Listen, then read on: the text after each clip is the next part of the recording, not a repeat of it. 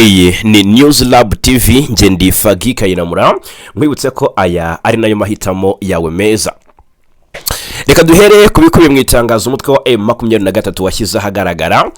Ni itangazo twari dutegereje nyuma y'iminsi igera kuri 4 ni kuva kwa kabiri cyumweru dusoje, ariko kandi havuzwe inkuru y'incamugongo mw'abantu mwe.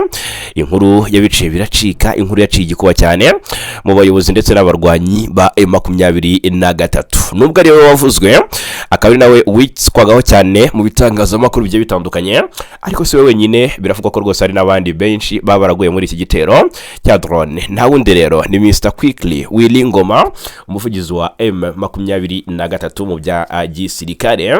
Umutwe wa M23 rero kera kabaye wemeje bidasubirwaho ko Lieutenant Colonel Wilingoma yishwe na leta ya Kinshasa ku 24 Gashyantare 2026, aho ingabo za leta zisha amasezerano nkana zigamije cyane kwica abasirikare ba M23 ndetse n'abaturage b'abasivile bari hanze y'urugamba.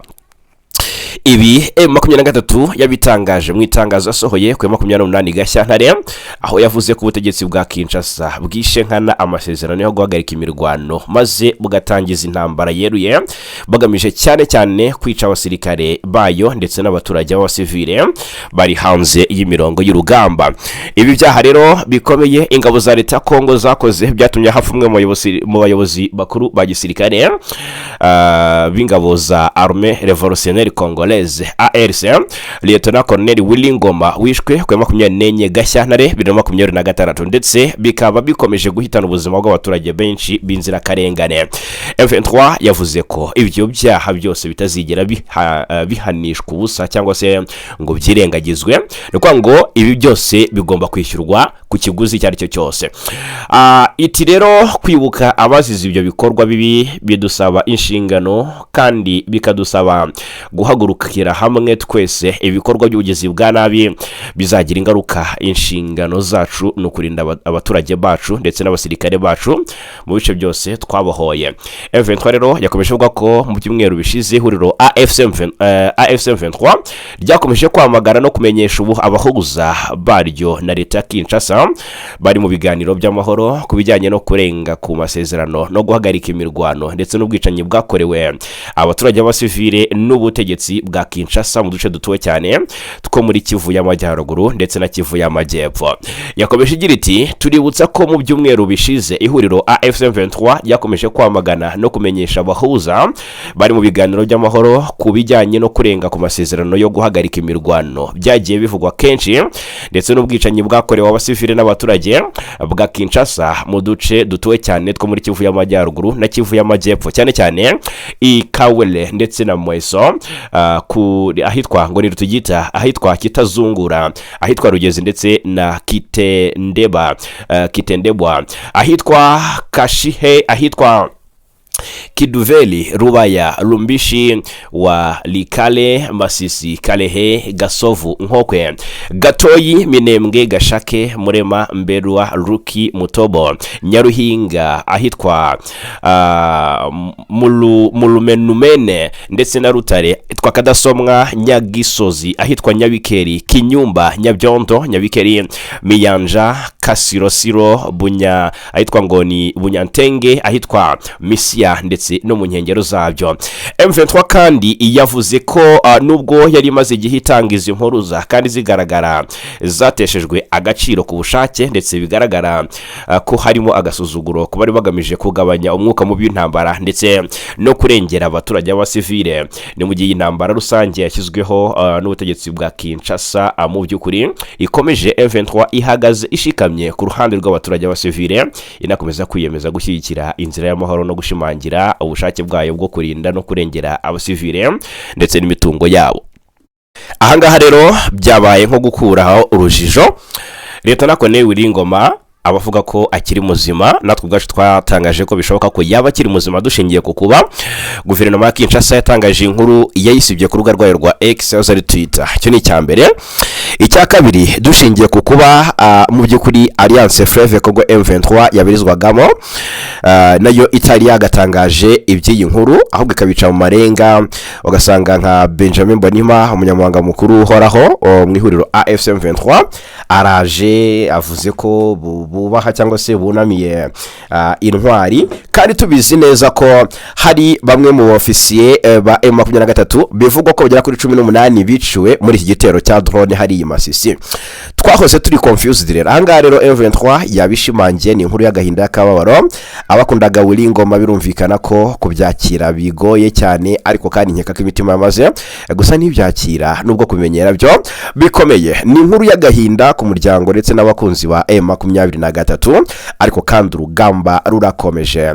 M23 ikomeje kwesurana n'igisirikare cya Kongo, ndetse ahangaha irubaya biravugwa ko izi ntare za Sarambwe ziri kubabaza cyane ku ruhande rwa guverinoma Kinshasa mu buryo budasanzwe. Ni munyemerere turebere hamwe iby'insinzwi y'izi ngabo mu nkengero za Arubaya yanasize mu byo kuri igisirikare cya Kongo kimwariye ku mazu y'abaturage kikayatwika. Iri huriro AFC M23 rirwanya ubutegetsi bwa Kinshasa ryatangaje ko ingabo za leta zatsindiwe mu gace ka Kawele kari hafi ya centre ya Rubaya zitwika inzu z'abaturage. Iyi Kawele mw'abantu mwe na gace k'ingenzi cyane kari muri chefferie ya Bahunde, ni muri teritwari ya Masisi, ubaze nka kilometero 10 uvuye muri Rubaya. Ni igice gikungaye cyane ku y'agaciro ya Koruta. None ngo kuba kuri tariki 26 Gashyantare M23 yakuye ingabo zayo yakuye ingabo za Repubulika Demokarasi ya Kongo n'imitwe ya Wazalendo muri Kawele, ifata miri bamwe mu barwanyi bo ku ruhande rwa leta, ariko umubare w'abafashwe miri ntago watangajwe. Aba rero ngo bafashwe bagerageza guhunga. Umuvugizi wa M23 mu bya politike Lawrence Kanyuka niwe watangaje ko ubwo abasirikare cyangwa se abarwanyi bo ku ruhande rwa leta bahungaga batwitse inzu nyinshi z'abaturage zigamije kubatera ubwo batwitse inzu nyinshi z'abaturage. Izi nyeshyamba rero ngo zari zigamije kubatera ubwoba no kubababaza bikomeye. Ngo ndavuga izi nyeshyamba za Wazalendo na Fardc. Lawrence Kanyuka yakomeje agira ati, mbere yuko mu by'ukuri bava muri Kawele muri teritwari ya Masisi ahagana amasaha 9 z'umugoroba ku 26 Gashyantare, mu cyo bita mu buryo ubwabo butari bwo babyita ngo reprise stratégique, ariko ntabwo ariyo. Ati ihuriro ry'ingabo za leta Kinshasa ryatwitse ku bwinshi inzu z'abaturage n'imitungo by'abasivile bibatera ubwoba n'ububabare. AFC M23 yasobanuye ko abafashwe miri bavuze ko abayobozi babo barimo uwitwa Mutayomba aribo batanze amabwiriza yo gutwika umudugudu wose, ibishimangira ko iki gikorwa cy'ubugizi bwa nabi cyari cyateguwe. Ibice bikikije Rubaya bimaze iminsi biberamo imirwano ikomeye, biracyahura n'ingaruka z'iyo mirwano. Rero ingabo za Kongo ziri kwifashisha cyane intwaro ziremereye na drone, abo muri Wazalendo bakarwanira hasi ku butaka. Intego ngo no kwisubiza igice cy'ingenzi kigenzurwa na AFC M23 kuva muri Gicurasi 2024. M23 rero yamenyesheje abanyekongo n'umuryango mpuzamahanga ko leta ya Kongo ikomeje kurenga ku masezerano y'agahenge, ndetse ikanenyegeza intambara zikomeje kugira ingaruka ku baturage mu bice bigiye bitandukanye bya Kivu y'Amajyaruguru ndetse na Kivu y'Amajyepfo. Ubwo rero reka tunyarukire ahitwa Nyabyondo, naho turebera hamwe uko situation imeze. Nyabyondo, ubundi Nyabyondo coalition iri kurwana no kuyisubiza mu buryo budasubirwaho hasi ku butaka no hejuru mu kirere. Nyabyondo bashaka M23 yari yayigaruriye muri Werurwe, niba nibuka neza byari tariki 9 Werurwe 2025. Byari intambara ikomeye cyane, coalition yose yakubitiwemo hareba inzega, birangira Nyabyondo ifashwe. Ni imirwano ikomeye cyane cyane yari yiganjemo abazareno muri EPC cyangwa se abazwi nka APCLS. Hanyuma aha i APCLS ikorana n'ubundi iba muri itsinda rya Wazalendo. Rero muri sector ya Oso Banyungu. Noneho byarangiye M23 ihitanya Wazalendo, bivuga ko ngo niho hamwe mu hantu hapfiriye Wazalendo batagira ingano havuzwe 85. noneho ingabo za M23 rero zari zikihagenzura kugeza na maginga ya murumva ko umwaka ugiye kwihirika. Imirwano rero ikomeye yo kwisubiza aka gace irakomeje kuko ibitero coalition ikomeje kugaba kuri M23 biratangaza cyangwa se bireshimangira ko mu by'ukuri agomba kuba habaho ikintu kidasanzwe. Abaturage benshi bo muri Nyabyondo bari barahunze na n'ubu imitima iracyahabye kumva rero ibisasu byongeye guturika ni kimwe mu bintu byabahamuye nk'uko amakuru abivuga. Bikavuga ko hari n'abatari bagatashye mu ngo zabo nyuma y'uko bahunze berekeza mu bice bya Kashebere. Imirwano rero ku munsi w'ejo yongeye kwaduka hagati y'impande zombi, ihera hitwa Kinyumba n'ubundi ni mu nkengero za Nyabyondo. Ku munsi w'ejo kwa gatandatu hongeye ko imirwano ikomeye hagati ya M23 n'ingabo za Kongo zifatanyije na Wazalendo. Byari bigoye cyane Ikinyumba ni muri teritwari ya Masisi. Kinyumba iyi ni agace kari nko muri kilometero 10 uvuye mu majyaruguru ya Nyabyondo ku muhanda ujya Pinga ya Warikare. Nyabyondo rero inyeshyamba ngo zagabye igitero kuri aka gace kari mu maboko y'ihuriro ry'ingabo za leta ka Kinyumba zigamije kongera kukigarurira. Ni nyuma y'imirwano rero ngo ingendo hagati ya Nyabyondo na Pinga zarahagaritswe mu mujyi wa Nyabyondo. Ubwoba bwabaye bwinshi mu baturage aho abatuyeyo bagumye mu ngo zabo batinya gusohoka. Urusaku rw'amasasu y'intwaro nini n'intoya byari byakomeje kumvikana bituma imidugudu rero ikikije ijya mu bwoba bukabije. Hari kandi n'amakuru avuga ko abaturage bamwe batangiye kwimukira Nyabyondo bahunga urugomo rw'amasasu. Imirwano na maginga ya iracyakomeje muri izi axe. Ahangaha rero wumve ko Nyabyondo bikomeye ubuhungiro ni Warikare naho ikintu cyitwa imyiteguro y'urugamba ndetse n'imirwano karawutaka niyo nkuru iri kuvugwayo. Barahungira ubwayo mu Kigunda ni ikibazwa. Noneho wumve ko muri Warikare ho aho imirwano iri ahantu hari strategique cyane. Nk'ubu axe ya Kibati ku munsi w'ejo ko byari kwa gatandatu habaye imirwano ikomeye hagati ya M23 n'ingabo za leta ya Kongo. Ikibati ni muri groupement ya Ruberike muri teritwari ya Warikare. Amakuru aturukayo haratangaza ko byari bikomeye cyane n'inzego z'umutekano z'ubuyobozi bw'ibanze zirabihamya ndetse n'ubuyobozi bw'ibanze barabihamya ngo ingabo za leta zifatanyije na Wazalendo zatangije igitero zigamije kwisubiza uduce twa Kibati tumaze hafi umwaka turi mu maboko y'inyeshyamba za M23. Amakuru rero ava mu baturage cyane cyane bo muri ako gace ko avuga ko ngo humvikanye urusaku rw'intwaro nini ndetse n'into kuva mu gitondo cyo kuwa gatandatu. Ingendo hagati ya Mungazi ndetse na Kashebere zahagaritswe. Abagenzi n'abamotari baturutse i Warikare bajya i Goma bafungiwe i Mungazi, naho abaturutse i Goma berekeza i Warikare bo bahagaze ahitwa i Kashebere.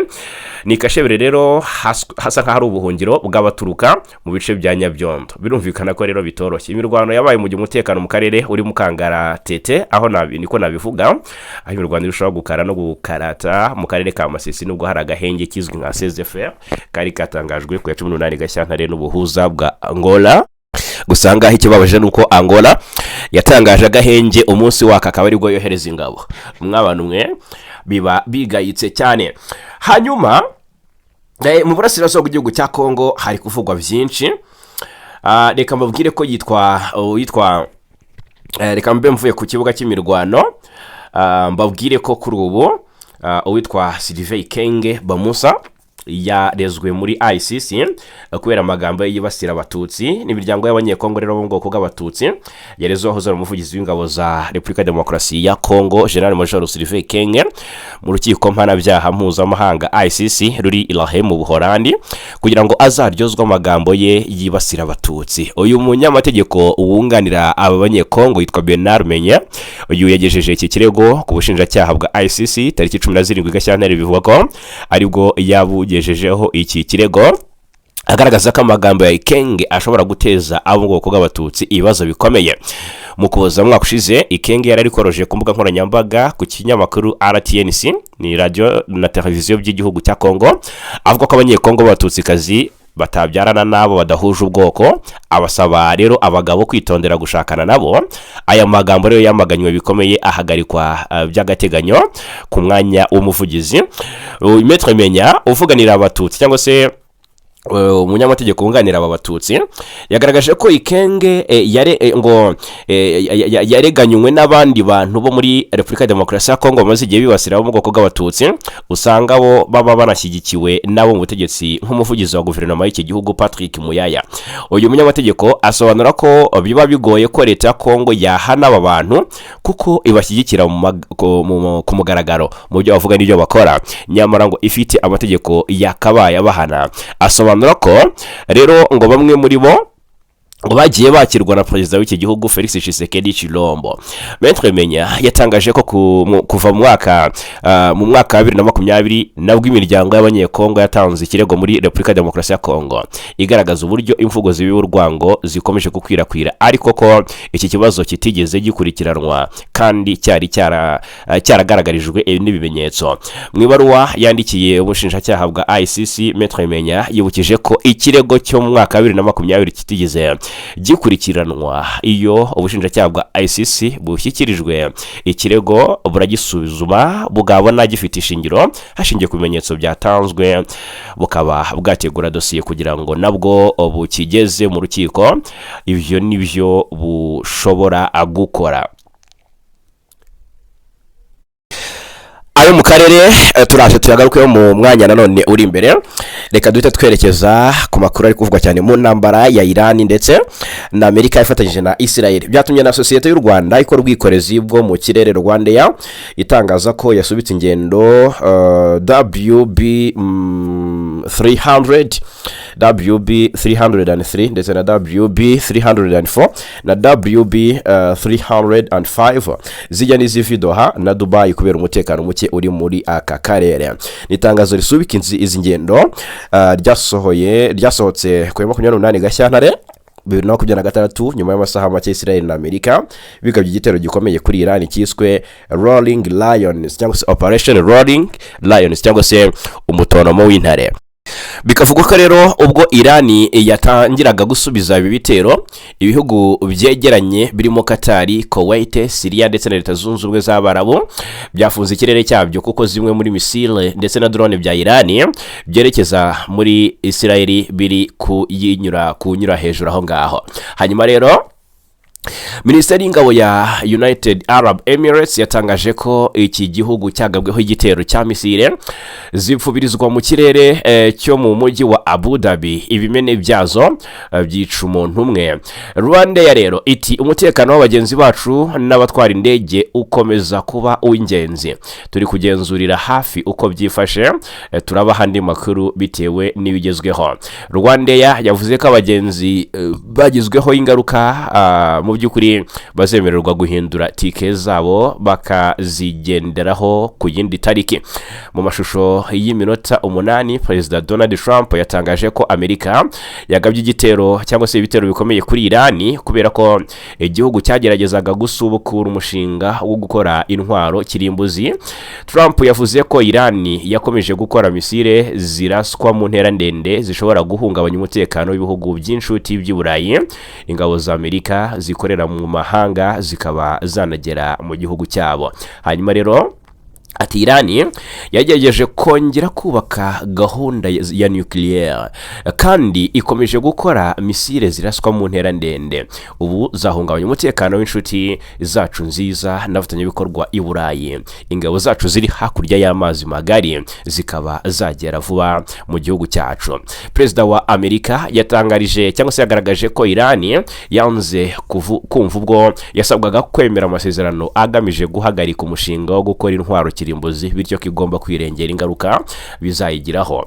Ni ibitero karahutaka bivugwa ko mu by'ukuri byasize binahitanye mu by'ukuri umwe mu bayobozi ba Irani, ndetse n'ibimenyetso by'uko uyu muyobozi w'ikirenga wa Irani yashobora kuba yahitanywe n'ibitero bikomeje kugenda byiyongera uko bwije nuko bukeye. Ni Ayatollah Ali Khamenei hari gusohoka ibimenyetso by'uko Yes, ibimenyetso by'uko uyu muyobozi w'ikirenga wa Iran Al Khamenei ashobora kuba yiciwe mu bitero bya Leta Zunze Ubumwe za Amerika na Israel biri kugenda byiyongera nk'uko bitangazwa n'ibitangazamakuru bitandukanye byo muri Israel. Televiziyo ya chaîne 12 yatangaje ko amakuru yatanzwe n'umuyobozi wa Iran utashatse ko amazina yatangazwa, avuga ko ari ibimenyetso byinshi bigenda bigaragaza ko uriya muyobozi yaba yaguye mu bitero byo mu kirere byaba mu gitondo cyo ku munsi w'ejo tariki 28 byari kwa gatandatu, cyangwa se akaba yanakomeretse bikomeye. Abayobozi bari babanje gutangaza ko ibyo bitero byateje kwangirika gukomeye ku bayobozi ba leta ya Iran ndetse mu by'ukuri no ku bayobozi bakuru b'ingabo za Iran. Kuva Amerika na Israel bitangiza cyangwa se batangiza igitero bahuriyeho kuri Iran mu gitondo cyo ku munsi w'ejo, nta makuru arongera kumvikana kuri Ayatollah Ali Khamenei. Amakuru aturuka muri Israel rero aravuga ko perezida wa Amerika Donald Trump ari wategetse ko umuyobozi w'ikirenga wa Iran agagwaho igitero. Bizi ko Rwanda perezida Kagame yatanze Madame Rose Mushikiwabo muri manda ya gatatu ku mwanya w'umunyamabanga mukuru w'umuryango w'ibihugu bikoresha ururimi rw'igifaransa OIF. Kongo rero nayo itambika iti dufite abandi bahatana kandi bakabiza ibyuya b'u Rwanda mu rwego rwo gukomeza gutesha umutwe cyangwa se mu rwego rwo gukomeza kwereka u Rwanda ko hose bahangana. Yitwa Juliana Lumumba rero ni umukobwa wa minisitiri w'intebe wa mbere wa Congo Patrice Emery Lumumba. Uyu rero yatoranyijwe kuri wa gatanu nk'umukandida wa Repubulika ya Demokarasi ya Congo ku mwanya w'umunyamabanga mukuru w'umuryango wa la Francophonie OIF nk'uko byatangajwe na Minisiteri y'itangazamakuru n'itumanaho muri Repubulika iharanira Demokarasi ya Congo. Umwe mu bari bitezweho kuba yatangwa ni Denis Mukwege watsindiye igihembo cyitiriwe Nobel, ariko kuri ubu byamaze kuba bisubirwaho ko mu buryo budasubirwaho Juliana Lumumba ariwe watowe cyangwa se wabaye chosen ko yahatana na Madame Rose Mushikiwabo. Umwe mu bayobozi ba Kongo yabwiye ibiro ntaramakuru by'abanyekongo ati uburemere bw'amarangamutima n'akamaro k'izina ubushobozi afite ndetse no gushyigikirwa n'igihugu cyose bituma aba umukandida utanga icyizere gikomeye. Umukobwa wa Lumumba azaba ahatanye n'umunyarwandakazi Louise Mushikiwabo uzangiza manda ye ya kabiri mu Gushyingo umwaka 2026. U Rwanda rero rukaba ruherutse gukomeza kumugirira icyizere no kumugena nk'umukandida warwo mu matora ataha, aho azaba ahatanira manda ya gatatu. Twinjire ku kibuga cy'imirwano, ibintu byakomeye cyane, urugamba rwabaye amagasa, imirwano ikaze. Reka duhere ku mirwano yasize he ku igisirikare cya Repubulika ya Demokarasi ya Kongo. Ni imirwano ikaze yatangiriye muri Nyamaboko ya mbere hariya muri teritwari ya Masisi, ni muri Kivu y'Amajyaruguru, aho yasize intare za Sarambwe zigaruriye uduce twinshi tw'ingenzi. Ni imirwano ikomeye yabaye kwa gatanu tariki 27 Gashyantare muri teritwari ya Masisi mu ntara Kivu y'Amajyaruguru murasirazuba rwa Repubulika ya Demokarasi ya Kongo. Yumvikanyemo urusaku rw'intwaro ziremereye n'izoroheje mu gace ka Nyamaboko. Iyi mirwano yasize ihuriro Alliance Fleuve Congo M23 rifasha agace ka Mulema nyuma yo guhangana bikomeye n'ingabo za leta ya Congo Fardc zifatanyije n'imitwe yitwaje intwaro izwi ku izina rya Wazalendo ndetse na FDLR. Amakuru aturuka mu baturage n'andi masoko yigenga ahuriza ko kuba M23 yongeye kwigarura uduce agace ka Mulema kari muri groupe abanyamaboko ya mbere. Muremba iherereye mu ntera itarenze kilometero 10 uvuye muri centre ya Kazinga ndetse na Ngururu, ahafite akamaro mu igenzura ry'imihanda n'imigenderanire y'uturere two mu majyaruguru ya Masisi. Agace ka Mulema gafatwa nk'ahantu hafite inyungu zikomeye cyane mu rwego rwa gisirikare kuko kegereye cyane imihanda ihuza ibice bitandukanye bya Masisi n'uturere twegeranye. Kugenzura Mulema kuri M23 byarayiha amahirwe akomeye cyangwa se ubushobozi bwo gukurikirana no kugenzura ingendo z'ingabo n'ibikoresho bya gisirikare ndetse n'itangwa ry'ibiribwa n'ibindi bikenerwa mu gihe cy'imirwano. Aha ngaha rero M23 ikavuga ko iba yarebye kure ikavuga iti aho baca bakora deployment bongera ingabo bongera ibikoresho, reka tuhacungisha ijisho. nyamoko ya mbere ubwayo ni kamwe mu dushya twinshi twagiye duhinduranya mu by'ukuri amaboko mu mezi ashize bitewe n'imirwano ihoraho hagati ya M23 n'ingabo za leta ya Kongo. Kuba Mulema yongeye kugwa mu maboko ya M23 bishobora kugira ingaruka zikomeye ku mutekano bakazingana ngururu ndetse bikongera igitutu ku ngabo za leta ziri muri utwo duce. Teritwari ya Masisi rero ni imwe mu zima z'imyaka myinshi zibasiwe n'intambara z'urudaca mu burasirazuba bwa Kongo. Mu mateka yayo ya vuba yagiye irangwamo amakimbirane ashingiye ku bibazo by'ubutaka, amoko, imiyoborere n'inyungu mu mutungo kamere. Muri teritwari ya Masisi ntabwo ari ibyo gusa biri i Mulema. Reka tugaruke mu zindi axes zigiye zitandukanye aho Fardc yakubitiwe ahareba inzega kuri ubu amarira akaba yabaye amariba ndetse n'abambari bayo. Amakuru aturuka muri ziriya axes za Masisi aravuga inkuru yimbitsi kuri Colonel Ukwishatse Novel wari umwe mu bayobozi bakuru umutwe wa FDLR. Ni nyuma y'imirwano ikomeye na M23. Uyu Colonel Ukwishatse yari umwe mu bakomeye cyane ukwishaka waruzwi cyane nka mwene Sikare, yarasanzwe ashinzwe igenamigambi muri FDLR, yamaze kugwa ku rugamba yishwe na M23. Amakuru avuga ko yicamwe n'abandi 71. Ukwishaka yiciwe muri teritwari ya Masisi ahakomeje kubera imirwano hagati y'impande zihanganye. Urebye ku ifoto y'umurambo w'uyu mugabo agaramye n'imbunda yo mu bwoko bwa Kalashnikov AK-47 ikomeje gukwirakwizwa ku mbuga nkoranyambaga, urabona ko rwose burya birangira nabi cyane cyangwa se iby'urugamba birangira nabi cyane ukibaza utese byamugendekeye biti. Hanyuma Mulema, iyi axe ya Mulema ivugwa mu duce ivugwaho ko iri kugenzurwa na M23, byavuzwe ko rwose ngo yagumyemo coalition nyinshi, abo muri coalition benshi cyane. Aho havuzwe imirwano mu gihe Kinyumba ni hafi ya centre ya Nyabyondo, naho ibintu byari byacitse ku munsi w'ejo masaha y'igitondo. Kinyumba guhera mu gitondo harimo kumvikana amasasu menshi ahari mu nkengero za Nyabyondo.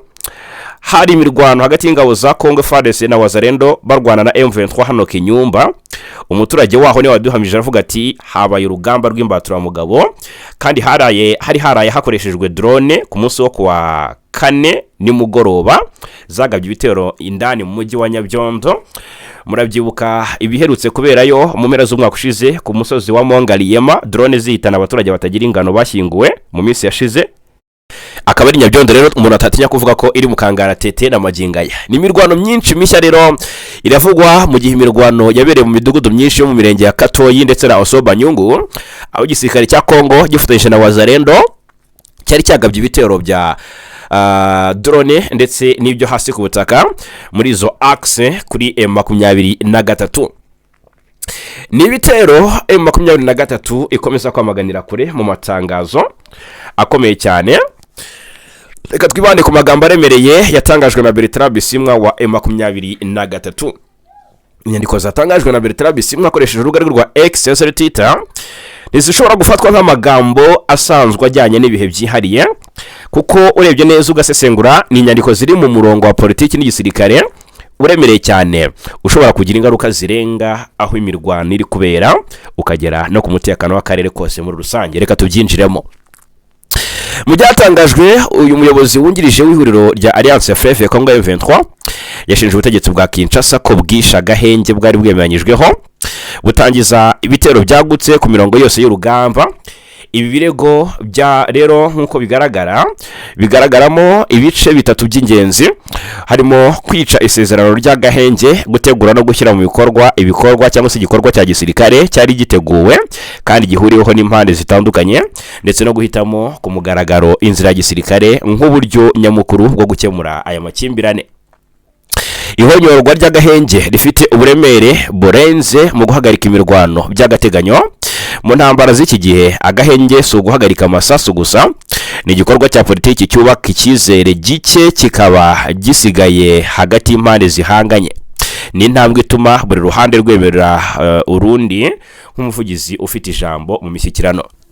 Kurenga ku gahenge rero bisobanura gusenya urwego rw'ibishyikirano, gutesha agaciro ijambo rya politike no gusimbuza ibiganiro imbaraga z'imbunda.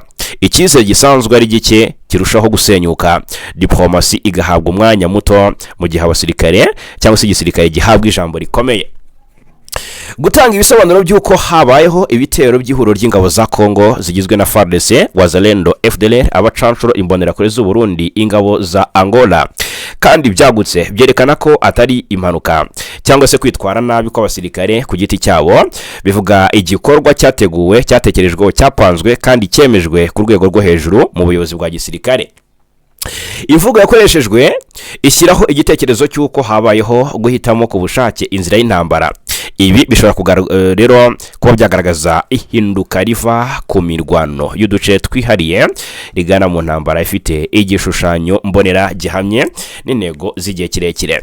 Bertrand Bisimwa rero ati mu by'ukuri guverinoma Kinshasa yagaragaje ibimenyetso simusiga by'uko ishobora kuba yarahisemo inzira y'intambara. Ikirego cya gatatu rero ngo nicyo gifite uburemere ahangaha kurusha, kuko ngo harimo guhitamo ku mugaragaro inzira ya gisirikare nk'uburyo bwo gukemura ibibazo cyangwa se ikibazo. Niba koko ariko bimeze, ngo byasobanura ko inzira ya politike yubatswe buhoro binyuze mu buhuza bw'akarere n'amahanga yaba isigaye isa nikorwa gusa kw'izina idafite imbaraga zihagije. Ni mu mateka ya Kongo cyane cyane murasirazuba w'igihugu intambara yakunze kuba ingaruka z'uko politiki yunamiwe, ariko iyo ihindutse igikoresho cyatoranyijwe ku bushake ibitakiri ikimenyetso cyo kunanirwa kwa politiki, ahubwo igahinduka politiki ubwayo. Iryo hinduka rero ngo rifite ingaruka zikomeye, rishyira amakimbirane mu gihe kirekire, rigabanya amahirwe y'ubwumvikane kandi rikongera igiciro cy'ubuzima n'umutekano. Mu bihe rero cyangwa se mu gihe ibi birego byafatwa nk'ukuri, cyizere cy'uko ibiganiro byatanga umusaruro kirushaho kugabanuka, ibikorwa byatangijwe idoha bishobora kugaragara nk'ibyasigaye inyuma. Ku rundi ruhande ubusabe bw'agahenge bwashyizwe imbere na perezida wa Angola Joao Lourenço, ariko nawe wakoze ishyano kohereza ingabo, byanibashijweho na benshi, bushobora kugaragara rero nk'ubwateshejwe agaciro n'imigendekere y'ibikorwa bya gisirikare byakomeje.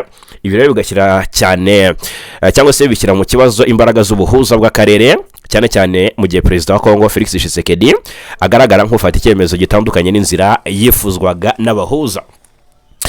Ikibazo ntikigarukira ku bantu ku giti cyabo gusa, kuko kireba ireme n'ubudahangarwa bw'imiyoborere y'ubuhuza bwa Afurika. Iyo ijambo ry'umuhuza ridahabwa agaciro cyangwa se rikavuguruzwa n'ibikorwa byo ku rugamba, ubirebesheje amaso y'ubushishozi rero ahangaha inyubako ya diplomasi iranyeganyega. Abafatanyabikorwa mpuzamahanga bahita batangira kongera gupima inyungu zabo, buri ruhande rugashaka inkunga hanze y'imbibi zarwo. Ahangaha rero nagira ngo namwe mutanga ibitekerezo. Ese mukurikije imyitwarire ya guverinoma ya Kinshasa muri iki kibazo mu bihe by'agahenge, niki bibashushanyiriza? Nyaboneka reka mu by'ukuri duhane ibitekerezo, dusangire ibitekerezo ahangaha muri iyi nkuru. Hanyuma rero reka mbabwire ko uri Lieutenant Colonel Wiringoma bivugwa ko ashobora kuba akiri muzima cyangwa se yaba agihumeka w'abazima, bivuye ko kuba guverinoma ya Kinshasa yabitangaje ubwayo ku rubuga rwa X, yarahise isiba ibyo tangazo, bivuye ku kuba AFC M23 umutwe yabarizwagamo ndetse akaba n'umuvugizi w'igisirikare cya Kongo itaratangaza mu buryo bweruye ko Lieutenant Colonel Wiringoma yaba yaritabye Imana, ngiye kwihanganisha n'abagize umuryango we, bikomotse ku kuba n'ibinyamakuru bitandukanye bishidikanya cyangwa se bitaragaragaza mu by'ukuri aho yarasiwe. Harazwi cyangwa se haravugwa, ariko ntihagaragazwa mu by'ukuri uko byakozwe, ntihagaragazwa mu by'ukuri ukuri guhamye kw'aya makuru. Ntabwo rero twabikomozaho ngo dushimangire ko Wiringoma yaba yaritabye Imana. Mu by'ukuri bikaba bigihuhiswa gutya bitaratangazwa nk'ukuri. Twaba turanyine kugira ngo dukomeze tubakurikiranire uko bimeze. Gusa icyo nshaka kubabwira nuko amakuru aturuka muri Burasirazuba bwa Kongo aravuga ko Wiringoma ngo yamaze no gushyingurwa mu mashyamba yo muri Masisi, mu gihe ngo abakunzi be bari biteze ko ngo ashobora gushyingurwa mu cyubahiro. Ukibaza nanone Wiringoma umuntu ukomeye kuriya yashyingurwa mu buryo bw'ibanga nk'ubu, nacyo kikaba ari ikibazo kibazwa. Igisubizo kikabira avuga ko rero Ngoma yashyinguwe ngo kuwa gatatu w'iki cyumweru, nyuma y'umunsi umwe yiciwe mu gitero cya drone cyagabwe muri teritwari ya Masisi. Umunyamakuru Pero Rwanda abinyujije ku rubuga rwa X yavuze ko bitandukanye n'amakuru yavugaga ko umurambo wa Colonel Wiringoma wagombaga kugarurwa i Goma. Amakuru ngo aravuga ko yashyinguwe nta cyubahiro na gito ahawe kandi mu ibanga rikomeye, mu gihe kuwa gatatu mu ishyamba riri hafi ya Rubaya ariho yashyinguwe. Aya ariko hakaba ari amakuru adafitiwe gihamya, bikavuga ko ngo yarasamwe n'abandi bagera kuri 19 kuri 18 nawe urimo bikaba ari 19. N'amakuru tugishakisha hasi hejuru ngo tumenye ukuri kwayo muri rusange. Reka nsoreze kuri iyi nkuru ituruka i Rubavu, inkuru ivuga ko rwose kuri wa gatanu tariki 27 Gashyantare u Rwanda rwakiriye abanyarwanda 208 bagize imiryango 59 batashye ku bushake bava muri Repubulika ya Demokarasi ya Kongo. Abanyarwanda rero banyuze ku mpaka wa la Corniche i Rubavu bajyanwa mu kigo cy'agateganyo cya Nyarushishi mu karere ka Rusizi, bakaba bakiriwe n'umuyobozi w'akarere. Mu kwakira rero umuyobozi w'akarere Prosper Murindwa yabasabye kwisanga mu gihugu cyabo, gufatanya n'abandi mu iterambere ry'igihugu no kwita ku burezi bw'abana babo, hubahirizwa indangagaciro z'ubumwe, kureba kure no kubazwa inshingano nk'inkingi icyizere cy'igihugu cyubakiyeho. Ni ibyo ngibyo rero, reka mbashimire cyane kubana natwe muri aya makuru 5 kuri 5 hano kuri News Lab TV. Turakomeza kubana.